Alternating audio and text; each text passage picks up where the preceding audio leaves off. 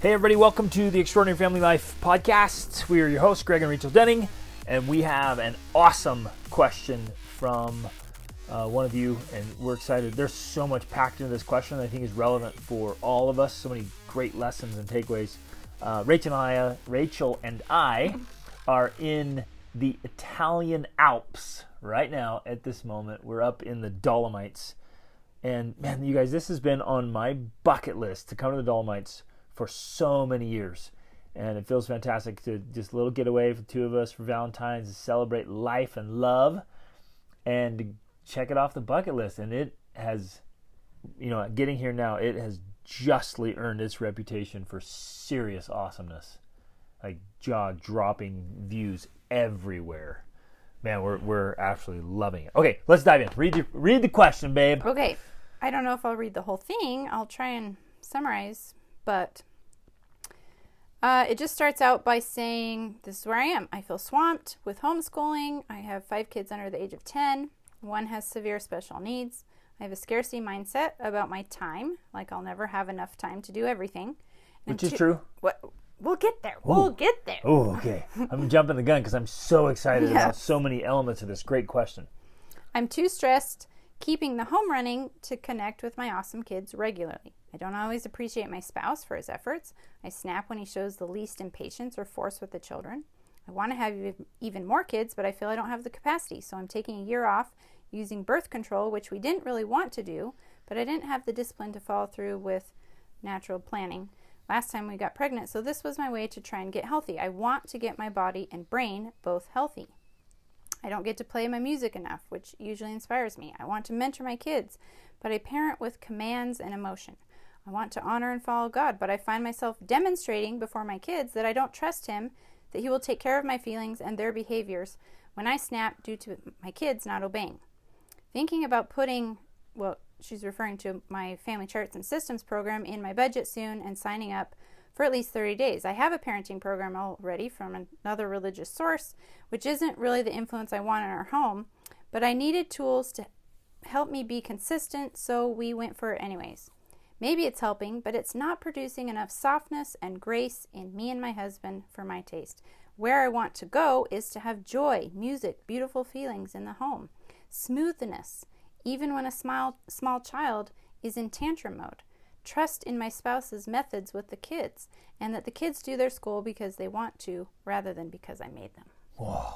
Okay, beautiful. There's so much there and so much for all of us. And very relatable. It's super relatable. That's what I'm going to say. So much for all of us to relate to.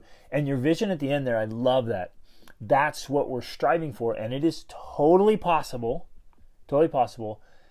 And, we're going to dive into this. There's so much here. So let's start back at the top and just kind of hit some principles and practices, some things we've experienced ourselves and been able to help with thousands of families across 5 continents work through this stuff. So, I guess at the top, let's start with, if we want to start at the very top, like feeling swamped with 5 kids under the age of 10, yeah, absolutely. That's the definition of a swamp. That is the definition of swamped right there.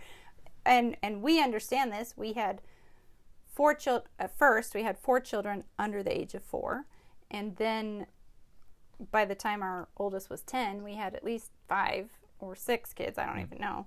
So I get this. And it is definitely a swamped feeling. There's a lot going on. There's just a lot. And little people, they're just demanding. They are demanding. And they don't understand. You can't logically reason with them about the importance of your schedule. Right? And things like that. And like, this is the way things are, and this is the way they need to be. And your 2-year-old or your 1-year-old's like, blah, blah, blah, blah, blah. It's a little Charlie Brown face, like, I don't give a crap. That being said, there are still so many systems you can put in place to manage the chaos. Yes. It is going to be chaotic. It is going to be a swamp. But there's effective ways to do it and ineffective ways to do it. It is possible to make it more of an organized chaos instead of just a swampy, overwhelming chaos. Or even contained chaos. Yeah. Right? You're like, let's take all this little bit of chaos and we'll keep it in this little container here. Yeah. And let the little ones like, they do their thing, but it's contained, It's it's manageable. channeled, it's manageable, so you don't feel like a dumpster fire. Right. And so we're definitely going to talk through some of those strategies today of how you do that. Because it's honestly critical.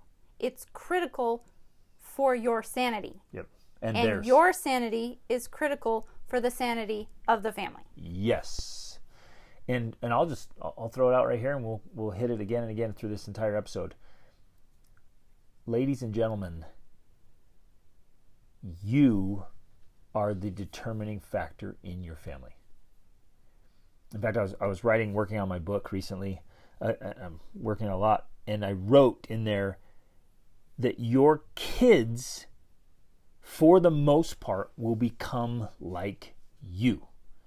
So, you and I have the responsibility, the moral obligation, the opportunity and privilege to become the kind of people we want our children to become. Mm-hmm. In other words, you have to be who you want them to become. Mm-hmm. So, like you were just saying, we have to keep our own sanity in line so our children grow up to be sane adults. Yes. Otherwise, you will quite literally, and we've seen this so many times, so have you will raise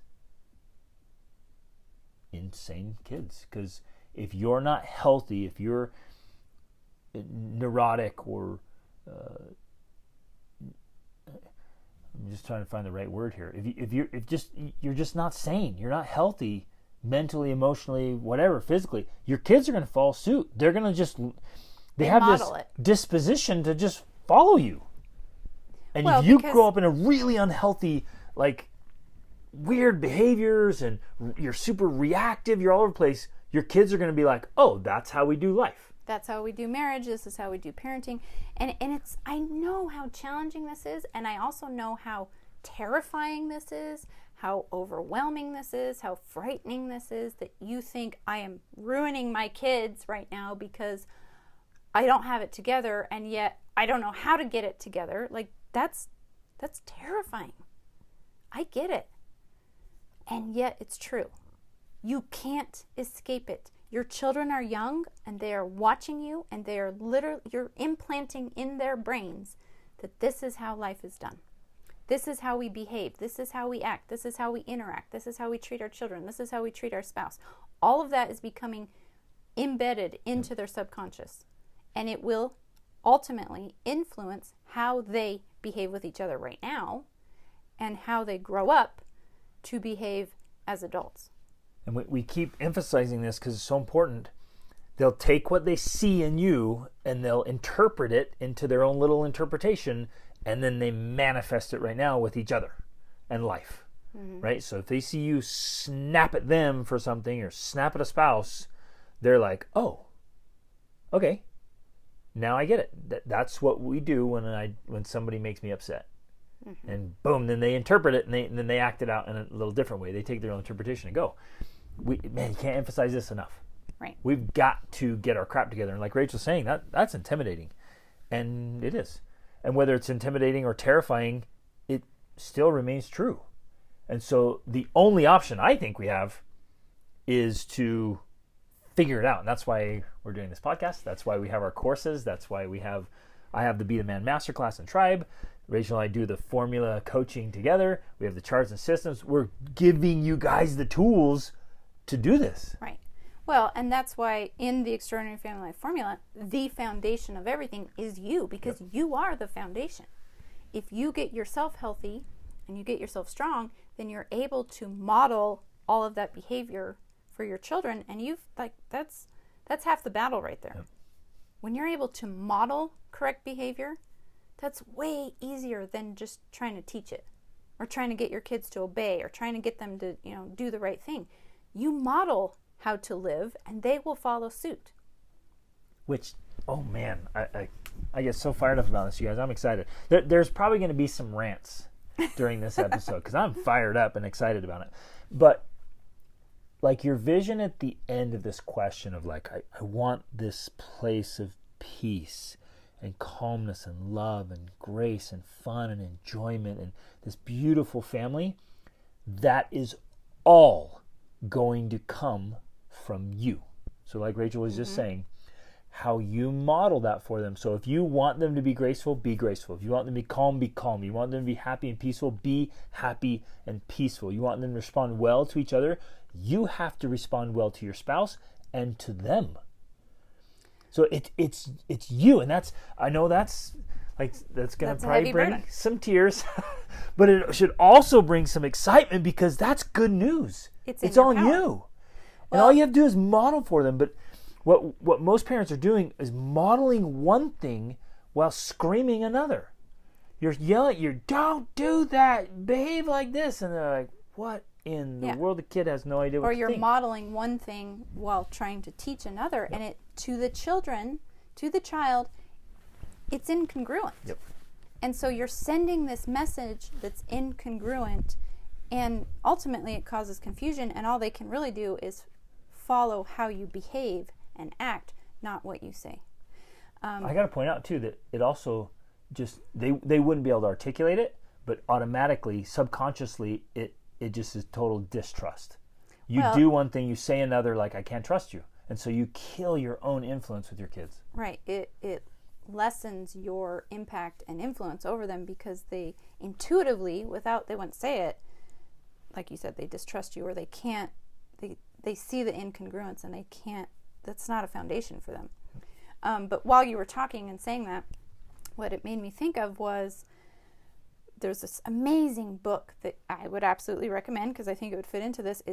It's written by a man, I don't know his name, but it's an interview with Desmond Tutu and the Dalai Lama. And one of the things that the Dalai Lama says in there is that there is no way to happiness. Happiness is the way. Yeah. So for everything that you want in that vision of what you have, joy, music, beautiful feelings, there is no way to get there. That is the way. Exactly. And so what we have to do is figure out, okay, how do I have happiness now? Yep. How do I have joy now? How do I have music And you now? do more of those things, and that is the way you get to what you want. Exactly. So this little statement right here, this one line of like, I don't play my music enough, which inspires me, that's part of the problem. If music inspires you, play the music more and do less of the things that don't inspire you. If the housework is uninspiring, okay, for now, do less of it and do more of the music because then you will feel better. Do more of the things that make you feel good and you will feel good more. Wow, so simple and yet so true. There is no way to get to those feelings except to have those feelings more often, and then that's how you feel them more. So that's an actual strategy right there. And like there's two approaches. You might quickly do the dishes and the laundry, learn how to be more efficient, more effective, knowing that the reward is I'm going to go play music. Or you could flip it and say, I'm going to go play music. I'm going to play it first because music inspires me. It makes me feel great. And I just feel so good. So I'm going to go play on my instrument or get in that space. And then within that space of energy and excitement and love, we're going to take the family, go in and do the dishes. Yeah. So you could go either way. But it's you want to make it easier for you to create and live the life you want to create and live. And it starts by actually doing it now. By doing more of the things that make you feel that way. Exactly. Yep. Instead of waiting to do them as though there's something that have to be ignored or earned or I don't know what. Like, what is it about us that we think, I can't do those things. Yep. I can't do the things I enjoy because what? What are the excuses we give ourselves? I'm too busy. There's too much to do. I'm too frazzled. It's too chaotic. Well, there's so much going on. And we feel like we're just constantly putting out fires where if we would kind of just flip that on its head and really live deliberately, the fires happen less often and they take care of themselves. Exactly. Well, and I think this actually ties into the next point she has here of I have a scarcity mindset about my time, like I'll never have enough time to do everything. That is 100% true, and it will be true for the rest of your life. Yep. You will never, ever have enough time to do everything you want and need to do. When you realize that, that's when you start to prioritize what you do. And you should use this framework that we just referred to. Do more of the things that make you feel good. Do more of the things that make you feel inspired or joyful or peaceful. When you do more of those things, now you feel less stressed, and the things you have to do are easier to get done because you're coming from a place of joy or inspiration or peace, rather than the other way around. You will never get to joy and peace and inspiration by hurrying and stressing and trying to do it all and get it done so that then you can be joyful and peaceful. It doesn't work that way. It never, ever will work that way. And yet we have done this, and we watch others do it all the time. You're like, oh, the way to peace is to be frantic. And you're like, no, you're going about it all wrong. You have to learn how to clean up the house with joy. You have to learn how to do the dishes with joy. You have to learn how to mentor your kids with joy. That's the only way to have what it is you're seeking for, is by learning to do the things that are uncomfortable or annoying or irritating with joy and peace. And also learning how to do them more effectively and more efficiently. I mean, we were there for a long time. So many people are there. It's like it's almost this form of self-sabotage. We're making it much harder on ourselves than it actually is, because we ourselves are doing it ineffectively and inefficiently, and often that just comes down to tools and strategies, which is why we do what we do. You and I, like, we share all this, you guys, because we're like, hey, this works, this doesn't. Like, oh, we tried doing that for a long time, and we were frantic, and our whole existence was like a dumpster fire, and like just a mess, until we figured out, like, oh, wait a minute, we can get all of that done in a quarter of the time, all while being happy and joyful. Right. And wow, life is better. This is fantastic. Well, and family life is awesome. Exactly. So then this is, I think, perfect with the next thing too, because I'm too stressed keeping the home running to connect with my awesome kids regularly. Well, there's this principle, and it has a name, but I don't know the name of it right now, where essentially everything you do will fill the time you have allotted for it. So if you feel like I have to constantly be running the home, guess what? You could spend unlimited amounts of time running the home. But guess what? This is also true. If you did the first things first, if you did the things that were more important to you first, like connecting with your awesome kids, you could still get the running of the home done in the time you have left. Exactly. It does work that way. Really, it does. Because what you do is whatever gets squeezed out to the end gets neglected. So what you're saying, I'm going to run the house and do all this stuff and then connect with my kids. And so that gets squeezed out at the end of the day. Right. Where if you say, I got to connect with my kids and then I'll run the house, it gets squeezed out at the end of the day and you're like, shoot, we got 15 minutes to clean the whole house. Let's go. Okay. This is a perfect example because I don't even know how long ago, because time flies when you're traveling and you have so many experiences, it feels like a lifetime. Like a lifetime. So a lifetime ago, we were living in our house in Georgia in the United States, preparing to move to Portugal. And I remember we put our house on the market and we got a request for someone to come see our house in 15 minutes. Yep.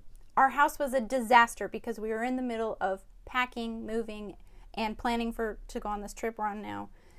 And I remember Greg, because he's ambitious like this, said, let's do it. Accept it, and we'll get the house cleaned in 15 minutes. And I thought, there is no way we're getting this entire house clean in 15 minutes. But guess what? We did it. And well, how we did it's important. We did it joyfully. We didn't come in running, screaming, hey, everybody! Ah! and we didn't let those emotions stir within us and then vomit them all over everybody else. Right. We just said, hey, cool, there's an opportunity here, guys. Went in with smiles, said, hey, everybody, come here. We really need your help. Somebody wants to come see it. The house is in chaos. We have 15 minutes. Let's go. And we probably turned on some music, and we did it, and it was awesome. Yeah. We got it done. In 15 minutes, we cleaned our entire 3-story, 6-bedroom, 4.5 bathroom house spotless. Yeah, it was awesome. Good enough to show. Yep.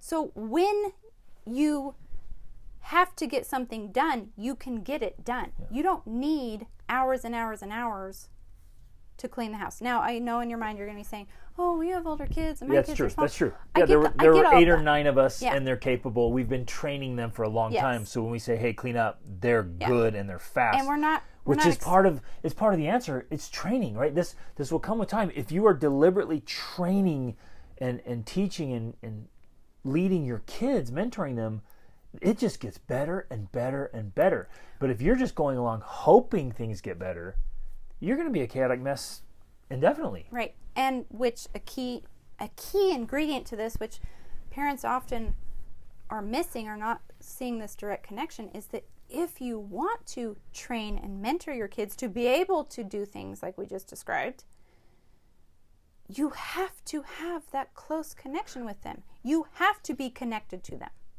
So it's like self-sabotage, because you think, I don't have time to connect with my kids because I have to clean up my house, and yet you would actually receive more help from your kids to clean up the house if you spent more time connecting with them first. So you spend the time connecting with them, and guess what? And this happens with all of my children, who currently, the youngest is 6, 9, 12, 15, 17, 18, 20, right? But it's worked with all of them through all ages. When you connect with them and spend genuine time with them, they are more willing to help you and to do what you ask. They are on board, cooperative. They want to help you. Yeah, they're helpful. They're good. And you don't have to yell at them. You don't have to discipline them. You just have to ask them. You can say, hey, can you help me? Let's go together. Will you help me wash the dishes? And then we'll go do something else together. And I know some of you are like, nah, I don't know if that's true. That sounds like a pipe dream. Are you guys making this up? And this is legit true, totally possible. We created it, and we're not unicorns or magicians. Like, it's just a formula. We followed the extraordinary family life formula, and we've created it. And you guys, legit, you just ask, and the kids do it. It is incredible. I want to pause here for a second and really point something super important out. In this question, we all do this. We said, oh, I'm too stressed because of fill in the blank. That's not accurate, because those things, none of those things actually cause stress. Stress is an internal interpretation of things. It is absolutely possible to have a huge list of things to do in a short time and not feel stress. Stress is a choice. Stress is an emotional or mental reaction, mostly an emotional reaction to something, and it's all your interpretation of the thing. And things only have the meaning that you give them. It's a critically important point, because we begin to subtly play the victim. Oh, I'm stressed because of these things. No, you're not. You're stressed because you're choosing to be stressed. Well, because, like you mentioned there, you're interpreting it to mean these things. I have all of these things to do. I don't have enough time to do them. Therefore, I am stressed. So it's the story you're telling yourself, or the story that you're living by or believing in, which you often don't recognize as actually just a story, because that requires a lot of awareness to understand that that's a story you're telling yourself, not just the way things are. Right. It's not the truth. It's just your story. Right. It's your interpretation of the truth. Right. Exactly. And so it's the story that you're telling yourself and the meaning that you're giving to what that story means that's causing the stress. Now, I mean, just because I like to do this, I want to clarify. There are actual physical stress, but that's more of things like when you lift weights, you are actually causing physical stress on your muscles. That's a different type of stress than the mental emotional stress, which we're referring to. Right. Yes. And the way to prove this out is if you took, okay, I get 10 tasks that need to be done in 2 hours, and you bring in 500 people, give them the same time and the same task, would every single one of them be stressed? Nope. A lot of them be like, okay, I got this. And the great ones would be like, okay, how can I do this most efficiently? How can I do it more effectively? How can I turn it into a game? How can I make this fun? How could we have a blast doing the things that need to be done? Right. They wouldn't all interpret it as stress. And you can see this by people who we know who take on massive amounts of responsibility. Mm-hmm. And the ones who are carrying huge loads, when we tell them about how heavy our load is, sometimes they giggle and try to hold back because they're like, yeah, you have little Mickey Mouse problems. Like your little problems, really? You got stressed over that? Because, wow. Because you had to clean the house? Yeah, really? because they're handling, I don't know, millions of dollars or hundreds of employees or even some people billions of dollars and thousands of employees or massive catastrophes or disasters or really serious things. And we are sitting there telling them how stressful our lives are because we need to clean up. Right. I'm just sharing an example. I'm not I'm not belittling anyone. I'm just saying when we when you change the perspective, the paradigm, you realize, oh, stress is just a choice. Right.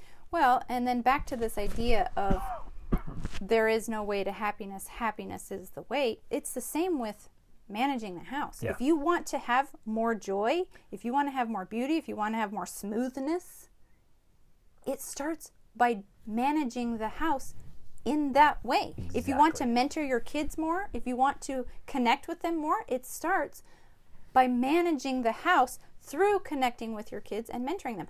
All of that is actually the opportunity. It's the perfect laboratory for you to do exactly what it is you want to do. It is the experiment. This is how you achieve those things, by learning how to do the things you have to do in a way that brings you the feelings you want to have. And it's totally possible, you guys. Every one of you can, every one of us, all of us, and we've done this. We had to learn to do this. We weren't born this way. We didn't start our marriage this way. No. We had to learn how to do this. And it was just deliberate thinking, just stopping and say, wait a minute. The kids are going to break something. They're going to fight. They're going to mess something up. Do I have to be upset because of that? Well, no. I don't have to be upset. I get to choose what I feel. So I can be standing there, they can be fighting, and I can walk over to the fight literally without getting upset at all. I can walk over with the joy and the happiness and the peace and the serenity she's describing, and I can go in, and instead of going and getting in the fight, I go over and hug them and be like, guys, come on. Come here. Let's hug. Hug me. Let's talk through this. Let's go. We can do better than this. And I bring that feeling to them instead of bringing the fight and jumping in on it. Right. Or the same thing with the dishes or the laundry. We're going to have to do dishes every day because we eat every day. We're going to have to wash clothes. We know these things need to happen and are going to happen, and yet when they're there, it's like we're so bothered that there's dishes like, in the sink. What? There's dishes again? I remember when I switched my mindset about that, and I thought, why am I doing this to myself? It's literally insane. Every single day I'm getting upset that I have to wash dishes, as though I'm surprised there's dishes. When the reality is, if you think about it and you're like, okay, I'm going to be doing dishes every day for the rest of my life. I might as well learn to enjoy this. Otherwise, you're going to be miserable for a very long part of your existence. It's true. So now I've literally have trained myself that doing the dishes is a break for me. Because I'm stressing myself intentionally in other ways. I'm working, I'm writing, I'm creating, I'm planning, I'm doing all of these things. And doing the dishes is like, it's focused thinking versus diffuse thinking. I'm doing a lot of focused thinking, and then the diffuse thinking is like, I do the dishes. It's easy to do the dishes. It's enjoyable to do the dishes. I get to run my hands in the water. It's warm. It's like refreshing and kind of relaxing in a way, you know? And so I use it intentionally as recovery from stress. Like, that's another great book that you should read, The Powerful Engagement, and he talks about being intentionally stressing yourself intentionally like an athlete would, and then recovering. So the recovery is some sort of activity that helps you reset. And for me, that's been doing the dishes. Beautiful. That's awesome. That's one way to do it. Another way to do it is if you don't want to do those, you outsource it. Now, Rachel, so we're not misunderstood. Rachel doesn't do the dishes most of the time. We outsource that to our kids. And when I do like to load the dishwasher. When she does the dishes, she does it. She does it joyfully. She participates. But she can't be doing it all the time because she has the role of mother, not dishwasher. So your 10-year-old, your 8-year-old your 6-year-old can load the dishes and unload the dishes. You can help them set up systems. If they can't reach, you get ladders. You go through the class, the dishwasher class, and you give it to them multiple times.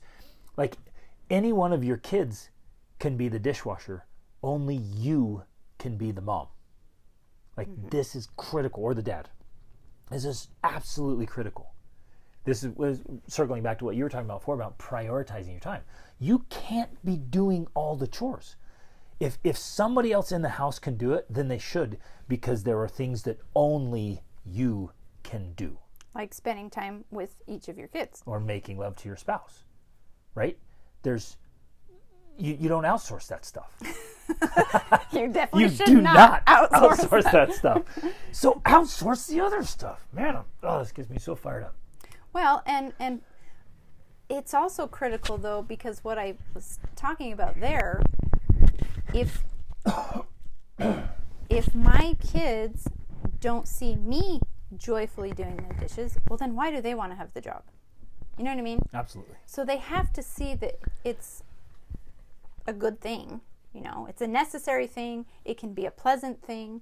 Our kids, they love to listen to their audiobooks while they do the dishes. So that's a reward that they get. Hey, will you do the dishes? Yeah. Can you turn on my audiobook so I can listen? Yeah, of course. Absolutely. So it has to have that association of, like, at the very least, it's not torture, right? And we articulated this a lot when they were little. We don't even have to articulate as much anymore.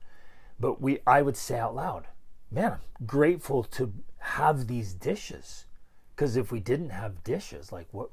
Gosh, where would we eat on? This is great. So I'm glad to wash and clean up and go through this process, because it means we get to eat on dishes and use utensils. That's fantastic. And some of your kids are like, well, let's get paper plates and eat with our fingers. Like, all right, let's do that. But articulate for them, walk them through the reasoning, so they're like, oh yeah, it makes sense. Exactly. Okay. Let's move on here to the next thing. Oh, well, okay, maybe we should address too, not appreciating my spouse for his efforts, and I snap when he shows the least impatience or force with the children. This is kind of ironic, because I've noticed that this has happened before in our relationship too, where I'm feeling frustrated or irritated or annoyed with the kids, and I kind of feel like, okay, I want my husband to take over, I want him to be in charge.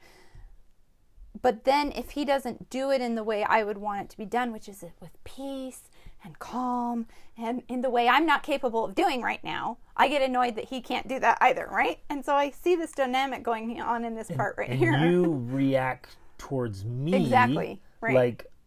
Like I would react to, like, so you're like, It's well, you this take it drama out on me triangle. because you know, yeah, exactly. Because, like, you just did that, I'm going to do that to you, then you Right. did in a circle. Right. But it's also interesting, I've thought this too many times, like, and Rachel and I have talked through this, we could talk through this, like, oh, babe, do you expect me to be a mother to them?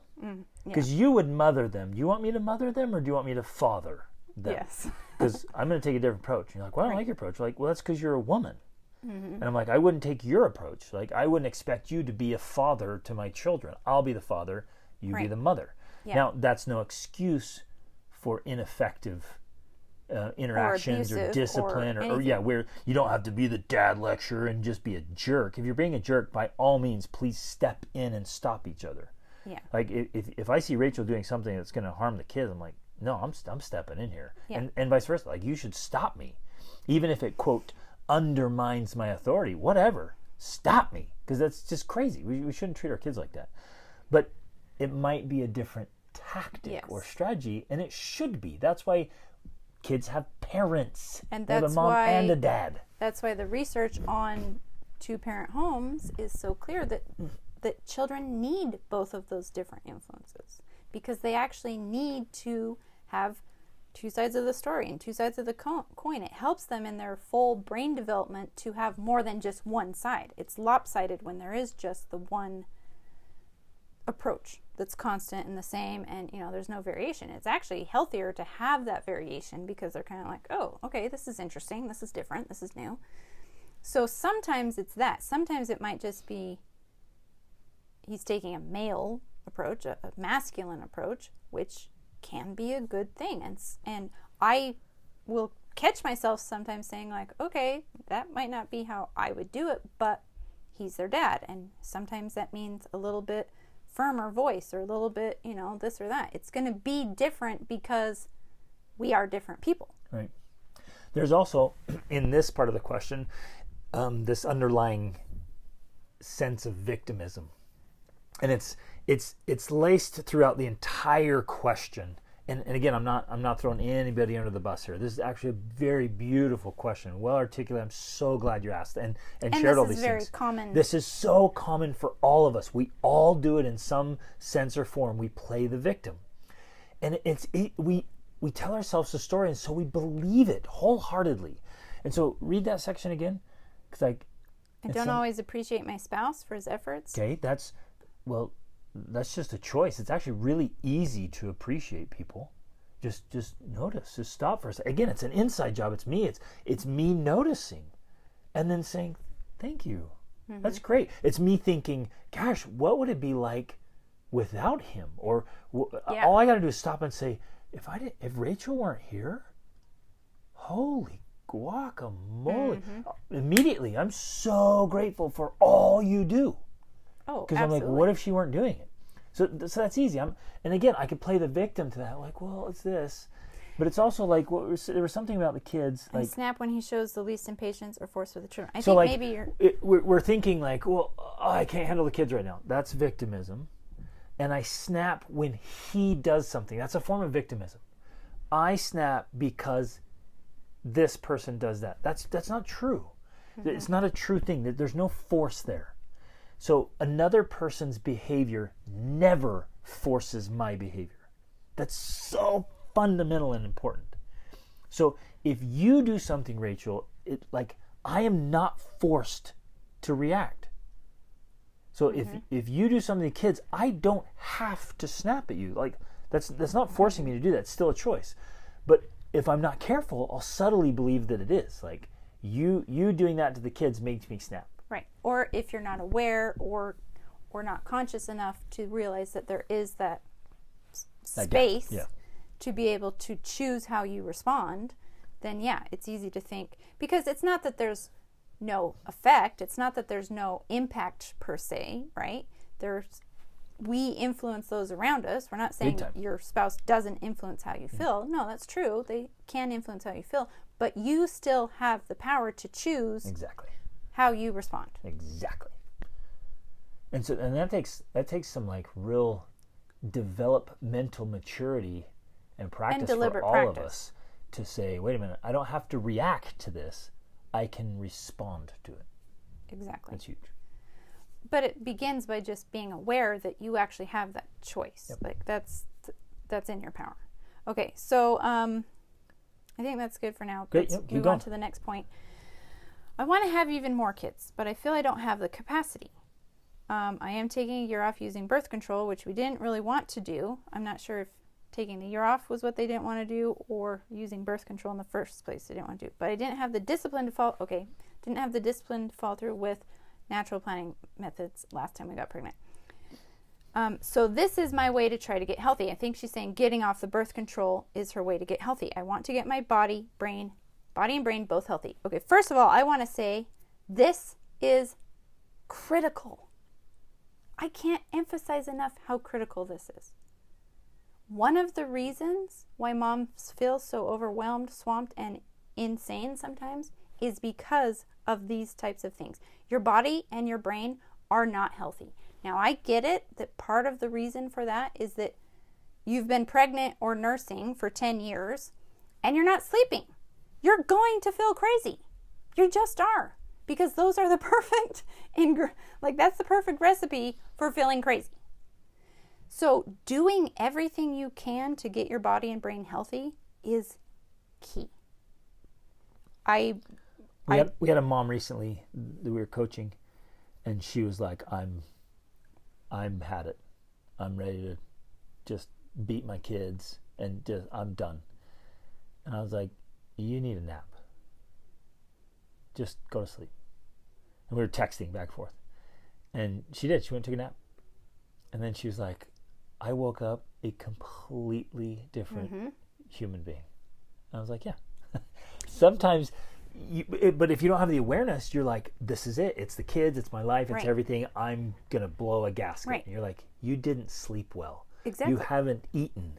Your hormones are off. You're on birth control, which I know you're going to go to. Right. Yeah. And I know for me, to this day, still, if I feel off, if I feel angry, upset, irritated, annoyed, the very first thing I think about is, did I get enough sleep and have I eaten well? And if I haven't done those things, those are the first things I address. And I know as a mom, we don't always do that. We neglect ourselves, we neglect our sleep, we neglect our eating. You know, we're picking stuff off of the kids' plates instead of actually sitting down and having a meal. And then we wonder why we snap at them all the time. Or you eat junk food or crap food. You're literally putting toxins as fuel into your system and wondering why you're discouraged or Right. depressed or frustrated or snappy. All of that is playing a role. If you're not eating well, and I will define well for you, if you're eating junk food like Oreos and cookies and potato chips, whatever it is people eat, soda, all of this crap, it is going to make you feel like crap, and you're going to respond in a crappy way to your spouse and your children. You are. Now, people will disagree with me on this, but I've been doing my research for 20 plus years on what eating well is, and I've looked at every diet, and I've tried nearly every diet. And for me now, eating well means grass-fed beef, grass-fed milk, grass-fed butter, cheeses. That's the basis of Some our diet. fruits. Fruit, Yep. some vegetables. That's it. That's about what we eat.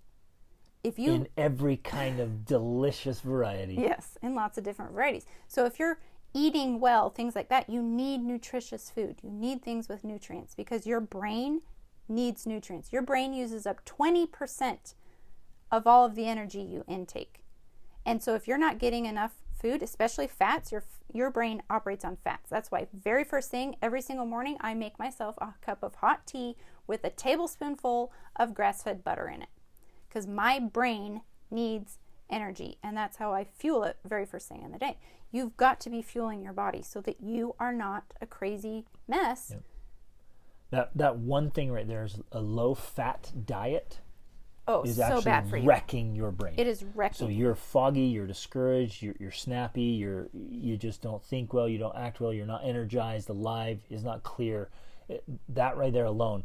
But then you add processed foods, And you add sugars. sugars and sodas, vegetable oils. No wonder you feel like a train wreck. Exactly. And if you've let this compound on itself chronically for years, and maybe you're overweight and out of shape, that's even worse. It has this massive compounding effect, and you've got to get that in order immediately. Or that you're actually, because I know this is true for me, you're malnourished because you've had lots of pregnancies. I mean, 5 pregnancies in 10 years, that's a lot of pregnancies. Yep. Your body is lacking nutrition because it's been giving it to your children. Yep. So you need a high nutrient diet, like dense nutrition. That's why beef is so good. Because it's fueling you, it's giving you those things that you need so that you can actually function. Now, Right, I know 'cause there's it's a lot of people... meeting all the massive demands that's on the body. Exactly. Now, I know that there's a lot of people that... And we can do podcast episodes about this all day long, and we talk about it in like every podcast because it's so important. I know people out there are thinking vegan or keto or all these different things that, especially the whole vegan movement and the salad and all of that. They think that that's healthy. And after so many years of studying and research, and we used to be that. We used to be there. We know. We're just realizing it's not. It's not nutrient dense. It's not nutrient dense enough to meet the demands that our lives require. Yep. So anyways, that's that. The other thing, I applaud her for getting off of birth control because... Wait, she's on birth control. So she says she's taking a year off. So I think she's... taking a year off. Oh, I'm taking of a year off having a by baby. using birth control? Yes. That's how I understood it. Okay. So I am a little confused about the sentence. I'm not sure. If you're getting on birth control, You're taking a year off from having kids, so Okay. we're going to wait a year, and we got on birth control to prevent it, so we could wait that year. Okay. I thought she was saying I'm taking a year off from using birth control. I would say get off birth control. Now, this isn't because I don't think you should plan your family, because you should. I don't think you should just 100%. get pregnant whenever you get pregnant. I don't believe that that's something you should do.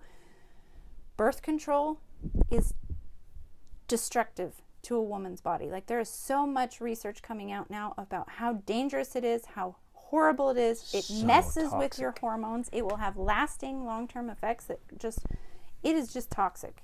It really is. Your body is meant to operate in a certain way. It's meant to have cycles and all of that.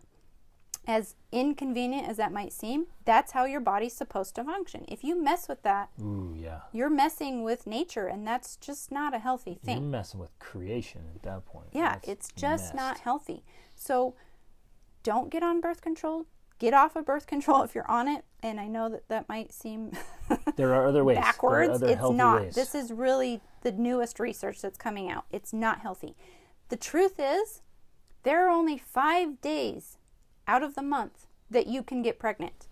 Now, 5 days, that's it. You can figure out how to not get pregnant on 5 days. And if you can't, then at least use a condom during that time. Well, and she said I wasn't disciplined last time enough, and again, what we have to do, There we are have to. apps. That's what You I don't was gonna say. have to be disciplined. There is an app for that. This- You can download the app and it will tell you you're fertile these 5 days. Don't have sex or use protection. It's that simple. And that's exactly what I was going It to doesn't have to say. be hard. Is make discipline easy. Set alarms. Set alert. Use it. Find an Right. app. Like, make discipline easy. And again, don't play the victim here. Like, own it. Own it and figure out a way to make discipline. Quote. This isn't even discipline, really. It's a system. It's is a what system. it is. Yeah. You just it's lack just a system. Yeah. So, because if you really do want to get healthy, which you need to do, it's so critical for you to be the person you want to be, like going back to this idea of you being the person you want your children to become. That includes you have to be healthy in your brain and body to do that. And in order to do that, you have to eat well, not be putting toxins into your body like birth control. And then the next thing is you need to be sleeping. You must be sleeping. Like, that is sacred time. And I know me as a young mom, I wanted to stay up. It's my quiet time. I finally get time to myself. But you're literally sabotaging yourself as a mother, as a person, as a spouse, when you neglect your sleep. You need it. So get to sleep. But my husband wants to make love to me at night. Make love to him during the day. Make love to him another time. Like, figure out something else. But get your sleep. Like, there's ways around this. You can be creative. You don't have to sacrifice your sleep for all of these Or other your things. husband. Or your husband. There's other solutions. Yep. But you need your Get sleep. that sleep religiously. Exactly. Okay. The Keep music, we talked about that, mentoring your kids, but I parent with commands and emotions. Again, this is another one of those things, like, there is no way to mentoring. Mentoring is the way. And parenting with commands and emotions is often, it's a default, and we use it in place of a system or a strategy. If I have a Or a very skill set. Yes. If I have a very good system, strategy, or skill set, then I don't have to rely on demands, yelling, emotions. That's why we yell at our kids, because it gets a reaction. Well, that's stacked on top of what we have just discussed. Exactly. You didn't sleep, you haven't eaten, and now you don't have the skills on top of your being hangry and off emotionally and mentally. Now you also don't have the skills to parent in an effective way. And it's harder to learn those skills if you haven't first managed your own body and mind, right? Like, how can you manage and mentor your children if you don't know how to manage and mentor yourself? Exactly. It's not possible. And you're modeling for them how to mismanage themselves. Exactly. So it starts with you. That's why in the formula, you are the foundation. You must focus on getting yourself in a solid place so that you're operating from a firm foundation when you are trying to parent and mentor your kids. Yep. And then when you have these systems and strategies and skills in place for you and for them, then it all works together in this beautiful, orchestrated, coordinated family life like you're describing. And it's not a fight. It's not a battle. It's not you demanding obedience. Like, our family strategy is, I've never wanted my kids just to obey me. Well, I want my kids to think and to be good and to choose those things. And so we work to do that, and they do that. So I've never been in a battle of obedience with our kids. right. And I actually want to talk about that a little more because she says more on that in a minute. Well, maybe we should go there now. So she says, I want to honor and follow God, but I find myself demonstrating, acting out before my kids how I don't trust He will take care of my feelings and their behaviors when I snap due to the kids not obeying. Okay, there's multiple levels here. So much. There's a lot of levels here. First of all, one of them that we talked about is victimism. And we see this again and again and again. People play the victim to everyone, including God. And we want to believe that God is the one who's going to make us control ourselves, or something like along those lines. So reread this comment again. It was so insightful. I'm glad it was articulated this way because it illustrates what so many of us do in our relationship towards God. So we want to follow, we want to honor and follow God. We have this ideal that we want to pursue of being God-like, being Christ-like, being a good person. Which is amazing. We need that. That's Yes. important. That's key. But then we find ourselves demonstrating, I think she's using that like I'm acting out in a way in front of my kids, showing I don't trust Him, that He'll take care of my feelings and their behaviors. Well, He can't. He won't. Because of free will. He's given you free will, and He is requiring, that's how it works, that you take care of your feelings and that your children take care of their behavior. Right. It's not Each one of his us job. are responsible. Yeah, it's not. We have, sorry. We both have so much I know, to say we about do. this. It is not His job to take care of my feelings. It is not His job to dictate my children's behavior. Yes. It's my job. Right. We have individual responsibility. Because He gave us the power to do that. He's already given us that power. He's given us the power of self-mastery. And so it is my job, with His grace and power, to direct my life, Right. including my emotions. And He's given me the responsibility and the stewardship to teach, mentor, lead, and model for my children. And so their behavior is under my stewardship. Ultimately, their behavior is their responsibility. But they're kids. Yes, but for sure, your behavior is under your stewardship. Exactly. Your behavior is 100% your responsibility. It's not God's fault or anyone else's fault if you get upset. It's yours. You're the one who did it. And you're the only one who can fix it. I remember, while you've been talking about this, I just had this memory back to when I was a brand new mom. We adopted our oldest daughter. And then, we adopted her, and then I got pregnant maybe 9 months later. So I was pregnant with my first pregnancy, and we had this little girl that was 9 months old. And I remember having these moments where I just felt so tired, so overwhelmed, and I would be trying to put her to bed.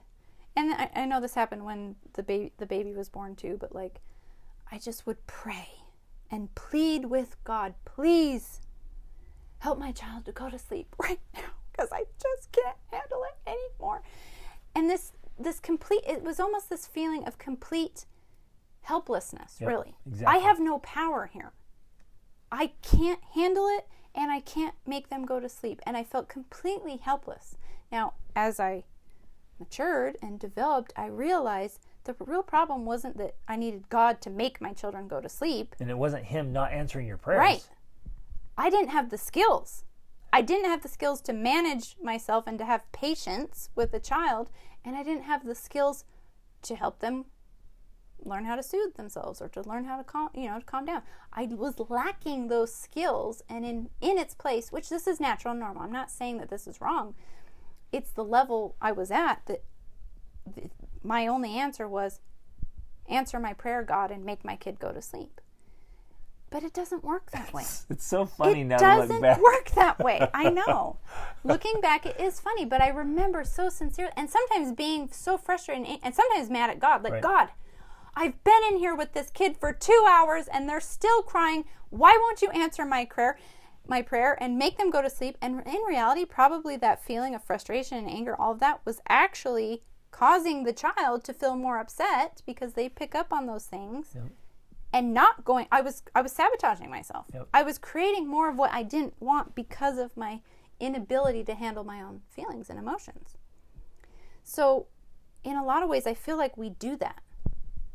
We feel helpless, and in our helplessness, we turn to God, which is a good thing. That's not a bad thing. But the answer is actually that we have to develop ourselves more and develop our skills more so that we have the ability and the capability to handle the problems that are thrown at us or come at us. It's kind of like there's a saying that sometimes God calms the storm and sometimes he calms the sailor, right? and I think where we go wrong, it's not in turning to God, but in expecting him or hoping or pleading, begging, demanding that he does things that we are fully capable of doing ourselves, but we're just not doing them. Either or we're out not of ignorance, aware. Well, that's what I'm saying. That we're capable. We're not aware. We are capable, but we may not be aware of that. We might not know how. We have limited skills. So we haven't been strategic enough. We haven't been thoughtful enough. We haven't put in the work and effort to figure it out. And so we don't want to put in the work and effort. Mm-hmm. And so I was like, couldn't you just do this? Please. And I just, I'm not God, but I just think he's not going to do that. He will be involved in our lives, but I just never see him doing things that he's already given us power to do for ourselves. Right. So yes, turn to him, but not for things. You don't be like, hey God, look, I don't really feel like doing push-ups. Could you just give me a little more pectoral muscles, little shoulder muscles here? Could you like do a little miracle as though I did my push-ups? Could you give me some strength? Well, He's like, it doesn't work like that. That sounds like a silly analogy, but I think it's actually an accurate one because we want God to help us control ourselves or help our children control themselves, when in reality we are the ones that have to quote unquote do the push-ups. Yeah. We have to do it. That's the only way it works. And he's already given us so many formulas to figure this stuff out. Okay, so that's one aspect of it there. The obedience thing. We've kind of mentioned that, hinted at it a little bit, and talked about this. And I don't know where this came from because I did grow up in a home and a culture where obedience was important. And we started our family that way. And we did. We started our family with obedience, obedience, obedience, obedience. Like obedience is one of the highest virtues, But over time, I intuitively and naturally just felt like, that's not totally accurate. I don't think that's actually what I want for my kids. And I don't know how I came to these thoughts or beliefs, but I remember when our third son was probably 2 or 3, he was kind of a little more difficult in a way. And somehow, though, I already had this special relationship with him that I was able to handle that. Like it didn't bother me as much as it could have. And I remember thinking, I don't want him to obey. I want him to make good decisions and to respect me, and I want to respect him. I want to have mutual respect. And this is obviously true for all of our kids. I want to have mutual respect for them. I respect them. They respect me. And then they make good choices. That's really what I want. It's not that I want my children to obey me at all costs, because I'm not God. I'm not perfect. I'm not, I don't have all the answers. I want them to learn how to make choices on their own and learn how to make good choices. Right. Which is obedience. And I think that's this is worth that's emphasizing. That's the outcome we want for obedience. It's but not, I think it's the wrong way of getting there. It's not arbitrary obedience. Even with God. God doesn't want just arbitrary obedience. He doesn't want just little obedient soldiers. He wants fully developed, feeling, loving, godlike children who choose because of who they are, because that's what the most important thing is, who you become, and who they are. So then they choose good things, and so just by being a great person and making great choices, you are obeying. So you're not just obeying, right? You're being good, which obedience is just kind of wrapped into that. Right. It's just like it's a natural consequence. It's a side effect. Yeah, it's a side effect of being good. So we as parents, we want the side effect so bad that we're actually missing out on the bigger, better thing of who our children become. Yeah. Because we're so caught up on obedience. Right. And it's kind of interesting because I would say our children mostly are obedient, but obedience has never been our goal, right? Yep, exactly. Like they do the things we ask, but it's not because we've asked them to do the things we ask per se. It's because we've developed this relationship of mutual respect. And the reason why I talk about respect is because this is how I started thinking about it. I thought I would never require Greg to be obedient to me. Like, you must be obedient. Or you wouldn't do that to me. Like, you must obey me, wife. And I know that happens in a lot. Some families and some cultures and things. And I don't think that's necessarily healthy. But how we do operate and how I do operate with other mature adults is on a system of respect. I ask you for something, and out of respect, you do it for me, right? Because I respect you. Because you respect me. Because you're respectable. Exactly, right. And so I thought, our children are people too. They should be treated with the same sort of respect. I'm going to respect them, and in return, I teach them to respect me. So if I do something, they ask it, but not because they're afraid of me or they need to obey me, but because they respect me, and they do it out of that. That's the driving force and emotion, love and respect, not fear and obedience. So when we try to get obedience, we rarely do. Mm-hmm. And especially when we're not looking. When a kid moves out or when we're not around, the obedience backfires. Right. But when we strive to be the person we want our children to become, and they become that, then obedience is just a natural side effect. It happens. We get what we want by focusing on what's most important. Man, I can't emphasize that enough. It's so important there. So when I snap due to my kids not obeying, well, we're reading the question again. I'm reading back to the question. One of the reasons that that's happening is, first of all, misaligned expectations. You're expecting obedience, but you're trying to get something. This is very often the case, is that we're trying to get something we haven't necessarily earned. Because again, in all of this, the question here, not enough time is being spent in connecting and bonding. So first of all, it's hard to get your kids to do anything if you're not spending time connecting with them. And if that's not pleasant, you have to be pleasant to be around. You have to be enjoying each other. Yeah. And then, like you said before, you have to be a respectable person. We think that our kids will respect us just because we gave birth to them and we fed them and we did all these things for them. They don't know and they don't care. That might sound harsh, but they don't know. They can't remember all of the sleepless nights. They can't remember all of the painful, your back aching while you hold them and rock them to sleep. They don't know about all of that. And as difficult as it might be, you have to earn their respect every single day by being the kind of person who is respectable. And when you are a respectable person, they respect you, and then they do the things that you ask them to do. That's how it works. So every single day, you're earning that love and respect by the way you act. And so if you're acting in ways that are not respectable, then of course the kids are not going to be quote unquote obeying, because why would they? You haven't given them a real good reason. And just because you're the parent is not a good reason. And kids are smart enough to know that. I think this fits with some of another point she makes where, like, my kid doesn't want to do their studies. It's like kids are kids, man. And they want to learn and they want to play. And playing is learning. Yeah, playing is learning. But the kids don't want to do worksheets. Kids don't want to do the learning or education or the chores the way you see them or have designed them from your adult level thinking. They want to do things differently, and we just fight that. We resist it so much. It's like we're clueless that kids are kids, and we're just like, well, stop being a kid and just think like I think and do what I do. Where if we would learn how to work with that, like, oh, this child is 4. Let's work with the 4-year-old brain and body to help them keep progressing up to 5 and keep learning and growing. And instead we fight it. And then we get upset about it. Why does that 4-year-old act like a 4-year-old? Why don't they like this thing that I created from my 30-year-old brain? Right? It's like, well, yeah, they don't want to do it. They don't want the same things you do, and that's okay. That's great. Completely normal. Yeah.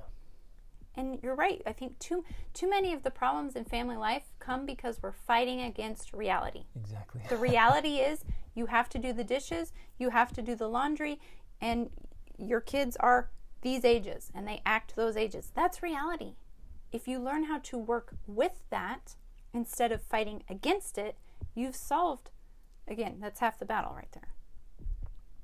You make your life that much easier by learning how to work with those things instead of fighting against them. Yep. Beautiful. Anything else you want to hit before we wrap up? This was such a great question. Yeah, it was really many great. Beautiful things. Thank you again for asking, for articulating this, sharing this, because these are such relatable feelings and experiences for all of us. I think just, in closing here, just emphasizing again, if you want joy, music, and beautiful feelings in your home, well, there is no way to that. That is the way. So identify very specifically what things bring more of that. One of them right here is obvious: music. Spend more time with music. Music playing music. That will bring more joy. That brings more beauty. That brings more beautiful things in the home. So if you spend more of your time doing those things that bring those things, you'll have more of those feelings in your home. And I know some of you are thinking, because I get to work with people every single day, but also because I used to think like this, I would hear things like this, I'm like, oh, I can't. I don't know how to do You guys are so lucky.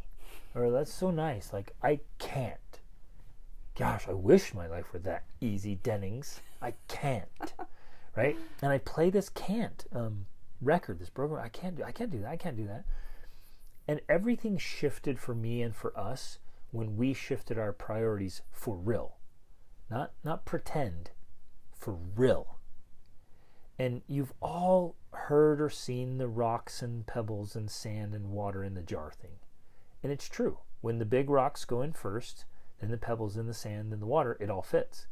But if you throw in the sand and then some water and then the pebbles and then the big rocks, it doesn't fit. And for the most part, you listeners, and I can say this boldly because I work with so many people, you're not putting in your priorities really, truly. You say they're your priorities, but you're not living that way. And so when Rachel says, if music matters so much to you, get up, play music. You're like, yeah, but I can't because the kids this and this and blah, blah, blah. And I'm like, there you go. There's your misaligned priorities. You're running around like crazy, running all these errands, do all these things. And if we were there in person, I'd say, hey, wait, what are you doing? You're like, well, I got to run there. And I'm like, wait, why? You told me music is super important, but you're running around frazzled, throwing all the kids in the van, just absolute mess to run down the street because so-and-so wants something. Does so-and-so wanting something, is that one of your most important priorities in life? Like, why are you still participating in tribal events? Right? Like, check out of that crap. Say no to so much.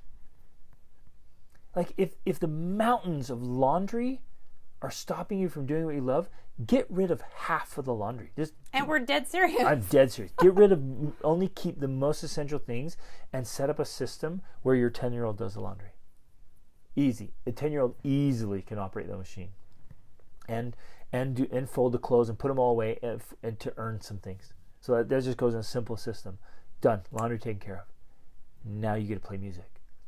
But if you do something like that and then you don't play music or you don't spend time with your kids, it's not a matter of time, it's not a matter of stuff, it's not circumstances, it's you not actually living your priorities. If fitness matters that much to you, and it should, then you won't miss workouts. If learning and reading matters that much to you, then that's how you will do life with your kids. You'll spend time reading to them, and you'll spend time reading yourself. If traveling matters as much as you say it does, then you will be out there traveling, not making excuses why you can't. It really comes down to making sure your priorities are actually your priorities. And watch, just do it. And then everything falls in place and you're like, dang, that actually worked. Well, and then I can also see mom saying, well, I can't actually do that because I go to sit down at the piano and all of my kids need me for something, blah, blah, blah. And I understand because that's how kids operate, but that's only because you've trained them to behave in that way. And then you actually respond to them. And you get up from the piano and you leave, and they have now interrupted your piano playing or whatever, your instrument. If you train them to first fulfill their needs and you talk through it. Okay, I'm going to get you breakfast or lunch, and while you're eating, I'm going to go play the piano, and when I'm done, we'll do this. And then if they come to the piano while you're playing and you say, hey, right now I got you your food, now I'm playing the piano, when I'm done, I'll take care of that thing. You're training your kids to respect your time. And you put the older kids on alert. Say, hey guys, I'm going to play the piano for 15 minutes. If there's something that comes up that they need, the little ones can't take care of, will you do that for me? Will you be on call right now just for 15 minutes? And again, it's just systems and strategies, and then it works. And of course, they'll interrupt you, and they'll keep trying. And don't be surprised when it doesn't work perfectly. But I'm saying you just talk through it and you explain. This is how. Hey, remember, this is how it works. Oh, remember, every single day, every single time. Remember, this is my piano playing time. Remember, right now you do this while I play the piano. And then after a week or two, all of a sudden you'll be able to sit down and play for 15 minutes without an interruption, and the house didn't burn down, and you'll be like, it's a miracle! And you just do that one by one through all the important things in your life. And then you create this life that you dream of. And you become the person that you want your children to become. Yeah, I love this. Love you guys. Thanks for listening. Thanks for being here. Thanks for caring. Thanks for being willing to listen to this stuff. And I know some of it will make you cry. And, well, no, it can't make you do anything because you're a sovereign being. But there's a lot here, and Rachel and I just want to be totally honest and frank, so we're not kind of beating around the bush. We want to speak truthfully because this stuff legitimately works. And I wish you could all come stay with us for a week and see it in action. And you can come on trips with us, and those of you who come on trips, you've seen it. Like, it just works, and we're not particularly special. Like, you can do this, and that's our message. If we can do it, you can totally do it. Especially where we came from, and where we are, and where we're going. You can do this. You just have to be deliberate about it and make it happen. So, if you've heard anything in here that was helpful or good, you can leave a review for us. Share it with friends, family, colleagues. Like, get this out there because we want to share this with as many people as possible because we believe in families, and a good family life is the best thing there is. It is the most fulfilling, most rewarding, joyful experience. There's nothing better than living an extraordinary family life. Genuinely, sincerely, it's what it's all about, and it's worth every effort. We can attest to that because we're living it, and it's awesome. So, love you guys. Thanks for listening. Thanks for being here. Reach up.